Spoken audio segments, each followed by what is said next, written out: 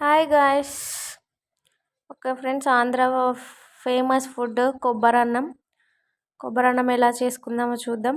కొబ్బరి ముక్కల్ని ముందుగా ఇలా మిక్సీ పట్టేసుకొని నేను చూపిస్తున్న విధంగా పాలు తీసుకోవాలి. మరీ వాటర్ ఎక్కువ వేసుకోవద్దండి, నార్మల్గా వాటర్ వేసుకొని అలా పాలు తీసుకోవాలి.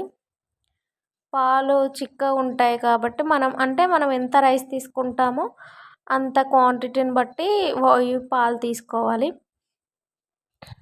ఓకేనా. ఇప్పుడు బౌల్ పెట్టేసుకొని ముందుగా నేనైతే రైస్ నానబెట్టుకున్నాను. దీనికి ఆయిల్ లైట్గా వేసుకోండి, ఎందుకంటే ఆల్రెడీ కొబ్బరి పాలల్లో ఆయిల్ ఉంటుంది కాబట్టి. 4 లవంగా, కొంచెం చెక్క, కొన్ని యాలకులు వేసేసుకొని అవి కొంచెం మరిగిన తర్వాతకి నేను చూపిస్తున్న విధంగా నేను ఆ కప్తో 8 కప్స్ రైస్ తీసుకున్నాను. ఇప్పుడు అదే కప్తో 8 కప్స్ పాలు తీసుకున్నాను, కొబ్బరి పాలు. 8 కప్స్ కొబ్బరి పాలు తీసుకొని 8 కప్స్ వాటర్ తీసేసుకోండి. సగం సగం తీసుకుంటే అన్నం టేస్టీగా చాలా బాగుంటుంది అన్నట్టు.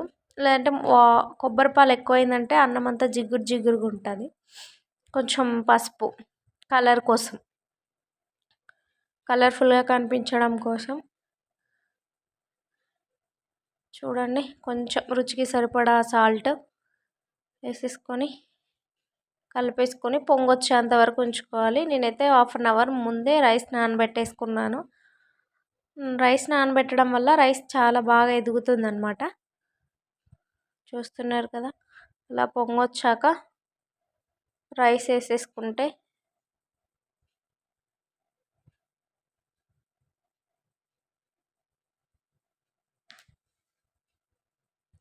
రైస్ వేసుకున్న తర్వాతకి